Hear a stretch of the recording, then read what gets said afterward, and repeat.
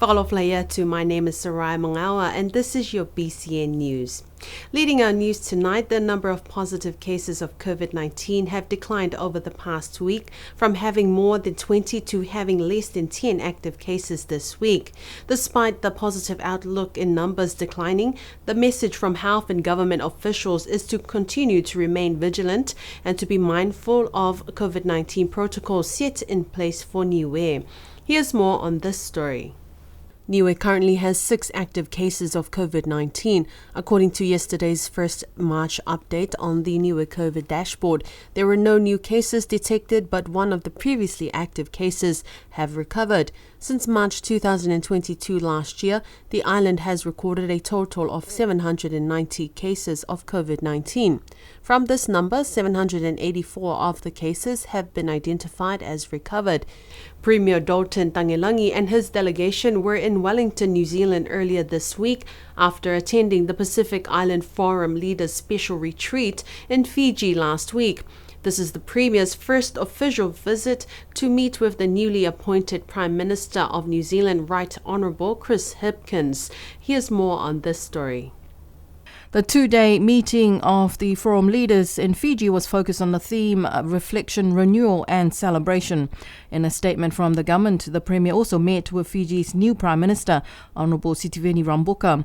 The meeting provided an opportunity for the leaders to speak on issues of mutual interest and partnership. They discussed and acknowledged Niue and Fiji's future cooperation and looking forward to strengthening the relationship with the establishment of a formal diplomatic relationship in the near future. After leaving Fiji, Premier Tangelangi and his delegation flew to Wellington, where he met with New Zealand Prime Minister Right Honourable Chris Hipkins. Premier Tangelangi is the first Pacific leader to meet the new Prime Minister of New Zealand since he was appointed on the 25th of last month. The leaders discussed many issues, including the two countries' shared focus on climate change and economic development, as well as regional progress with the recently concluded Special Forum Leaders Retreat in Fiji. Prime Minister Hipkins also congratulated Premier Tangelangi for the impressive management of COVID-19. Both leaders also discussed the important milestone event of 50 years of Niue's self-governing status in free association with New Zealand, which will be marked in 2024 next year. One of the key topics of discussions that took place during the Assembly meeting last week was on the Taonga Niue Annual Report for 2021 to 2022 and the use of the Wangahau Niue language, especially in the Whanoi Kepule. Members of Parliament expressed their views and concerns on the prominent use of Wangahau Niue in meetings declining, but should be the primary language that is spoken throughout, besides reiterating that Wangahau Niue is waving goodbye to us.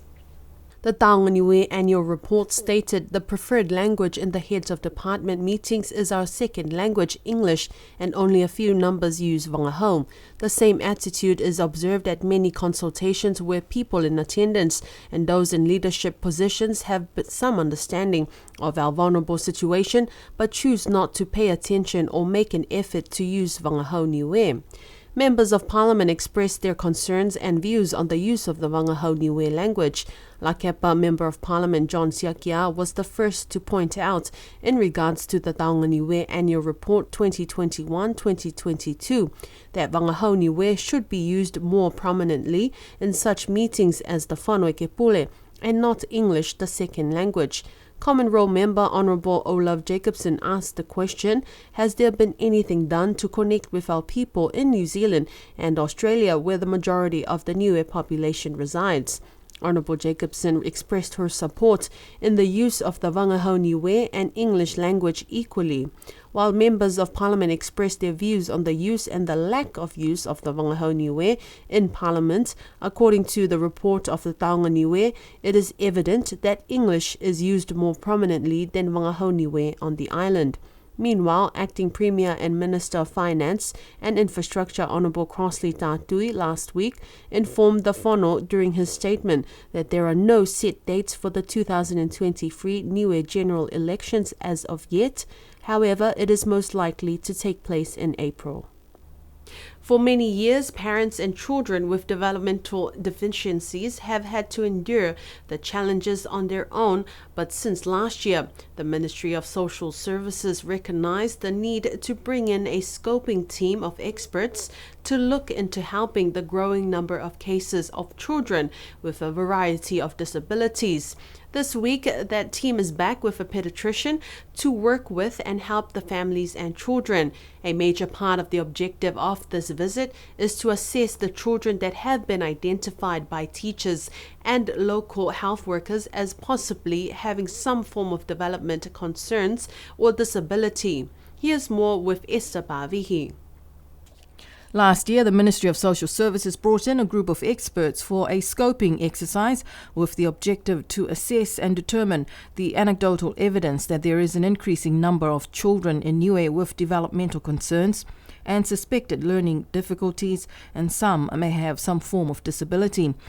Director General of the Ministry of Social Services, Gayleen Tasmania, was driven to ensure the progress of this project when she learned that one of her children was showing signs. We are aware, like you said, anecdotal evidence, and this is from the experiences of our teachers when children start at ECE as well as primary, that there are some children that do need a bit more support than others, and that number is growing.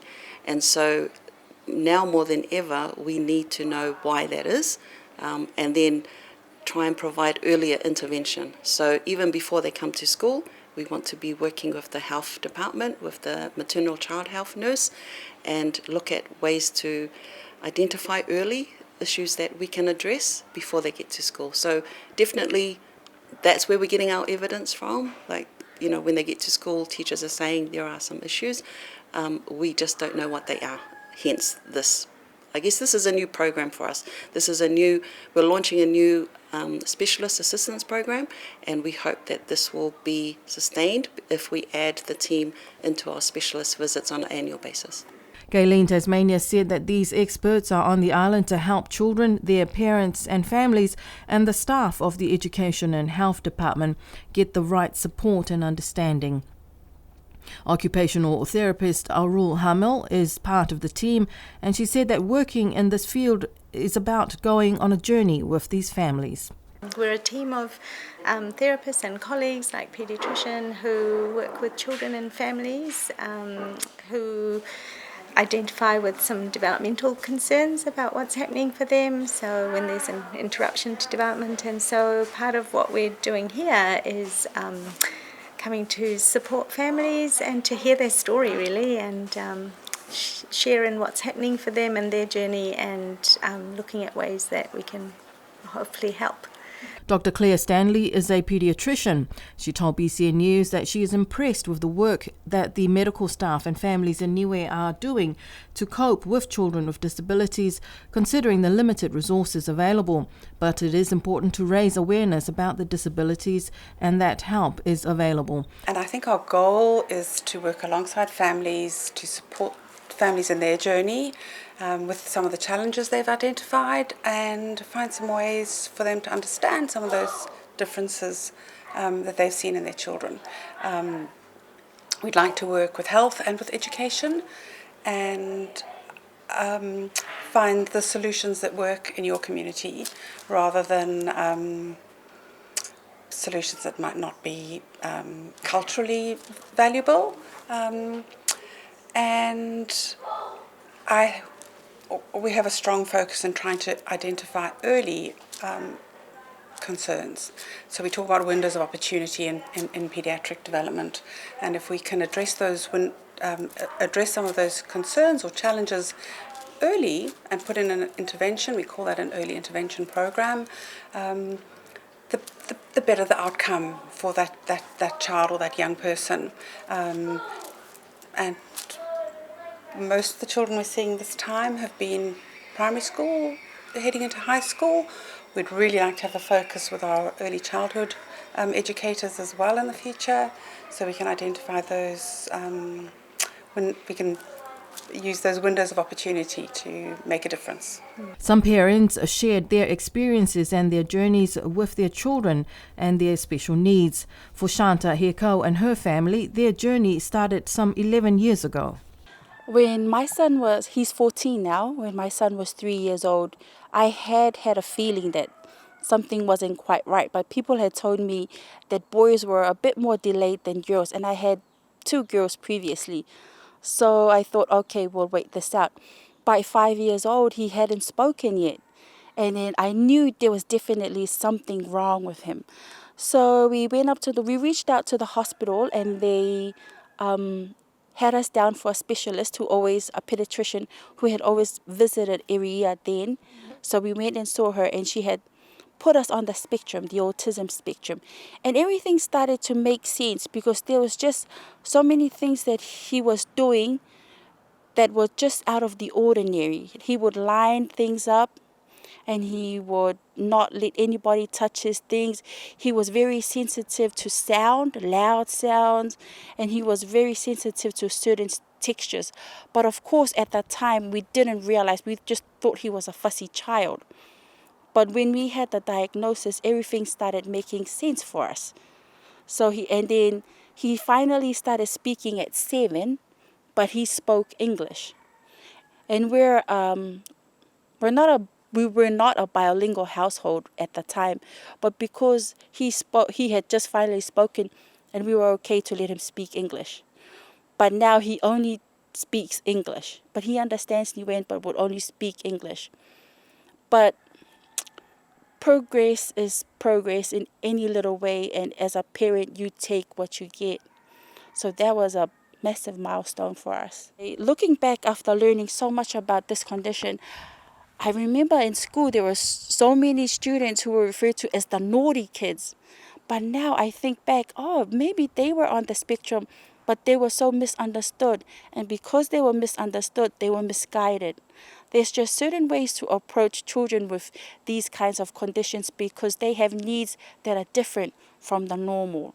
For Angela and Richard Tuhipa, this journey started 5 years ago when their youngest child was displaying signs of delayed development, and after doing their own research, they also started seeing signs in their eldest son. They are encouraging parents that if you suspect there is something not quite right with the development of your children, to bring your children to be seen by these experts and get them the help they need and also help for your family. It's almost like a grieving process because you've got to start from scratch to figure out what it is that you know that you need to build around them to be able to help them in life. So the message that I really want to put out there is like, don't be scared to get the help that your children need. You know, we have to be better at putting our kids first and our families first, and making sure that we seek out the help that they need. You know, it is a process you have to go through, but I think as parents that have had to do that, it's so rewarding for just to at that when once you go through it, to be able to see that your child has got the help that they need, that they're understood, because quite often that's part of like the biggest thing is that they need to be understood, and that you see improvements and how they're in their daily lives, and I think that's the most important thing. Richie Tuhipa said that for men and fathers it can be quite challenging to accept that their children need help, but it's important to get over that first hurdle and to reach out for that help. When it comes to the dads, it's a bit more, of a masculine approach to things, but it's a matter of just noticing certain things or signs. That's what you need to sort of educate yourself on. If you notice that there are certain sort of things that are happening with your child, then it pays to get them assessed, just to put your mind at ease. But everything's sort of kept quite confidentially because of the type of environment we have here, and the specialists are really great. So, just trying to get over that first hurdle. Gayleen Tasmania told BCN News that this group will visit again later in the year, either in June or July, and they will bring with them a special needs teacher. She is asking parents to please take advantage of these opportunities to have your child assess and get the help that they need. Right now, the numbers that the team are seeing are quite high for the small population that we have, and we will work with those parents, but we also want to work with the parents that haven't quite made up their mind. And it's okay. This is not a one-time offer. This is going to be something that we sustain and mainstream as part of the support from education as well as health. Yeah. So I would just encourage families, if you think that perhaps you would like assistance or you're not too sure, it doesn't hurt to just have a short meeting, and it's basically an introductory meeting, and it may not go any further, but it always pays to ask for assistance because we have it here on the island. The weekly Air New Zealand flights to Niue on Fridays will be changing later this month to a Monday flight, starting on the 28th of March, leaving Auckland on Tuesday and arriving on Niue Monday, 27th of March. The weekly Monday flights will continue until later in September this year, when 2 flights per week will be in effect. Niue will be reverting back to Monday flights at the end of this month and will commence until September. In September, Air New Zealand will fly twice a week to Niue. This means the second weekly flight will start on Saturday the 16th of September from Auckland, arriving Niue Friday the 15th of September. Initially, the schedule for the twice-weekly flights was to commence in June. However, the Director of Tourism confirmed to BCN News that the advice from Air New Zealand is because of the airline's staffing issues, they had to change the twice-weekly flights to September. The 2 flights a week will last 6 weeks, from the 16th of September to the 28th of October. Air New Zealand will then revert back to 1 flight a week and fly again from Saturdays from Auckland, arriving Niue on Fridays. This will start on the 4th of November. Niue Tourism advises that the Air New Zealand schedule is confirmed right up to the end of this year, but they have yet to release the schedule for 2024. On Monday this week, Secretary to Government Peleni Talangi signed the grant contract with the CDA of the Embassy of Japan in Wellington, Tatsushi Nishioka, for the procurement of a cargo handling forklift for the Alofi Seaport at Sir Robert's Wharf. The procurement of the forklift comes under Japan's grant assistance for grassroots human security projects.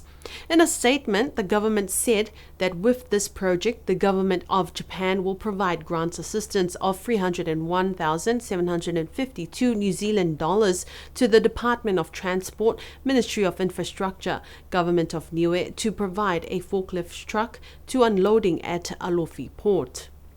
The project aims to secure and maintain the means of unloading daily commodities in the country and strengthen social services through sustainable and stable logistics.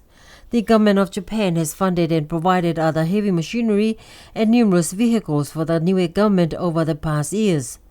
In November 2019, the government of Japan provided initial development funding of more than $1.2 million to the government of Niue for the procurement of heavy machinery such as excavators and dump trucks. And last year, the government of Japan and through UNICEF funded 4 4x4 vehicles for the health department. Niue and Japan established diplomatic relations in 2015. Food and Agricultural Organization FAO project manager Sigfrida Romeo, based in Samoa, arrived last Friday to implement a new project titled Reducing COVID-19 Related Food Insecurity in the Pacific Region. Earlier this week, key stakeholders, government officials, village council members, and local farmers and growers attended a special training workshop for the project implemented for 2024 onwards. Here's more on this story. A special training session took place on Tuesday morning at the Scenic Matavai Resort Conference Room, where village council members, stakeholders and local growers and farmers were present. According to the Director of the Department of Agriculture, Forestry and Fisheries, Poi Okesene, the project is part of the country program framework implemented every 5 years under FAO. This time, the focus is around reducing the impacts of COVID-19 on food insecurity in the Pacific region where Niue is a part of. Visiting FAO project manager Sigfrido Romeo is here on the island to assess the needs, gaps and priority areas of Niue's agricultural and food security and systems and provide support where needed. BCN News was able to speak with FAO visiting project manager Sigfrido Romeo, who shared the importance where all levels of society need to work together to achieve a long-term sustainable food system and security. FAO doesn't want to dictate any agenda, not at all. FAO wants to use its unique capacity of supporting the governments when it comes to matters related to food security, which is not just the provision of food or having food or accessing food.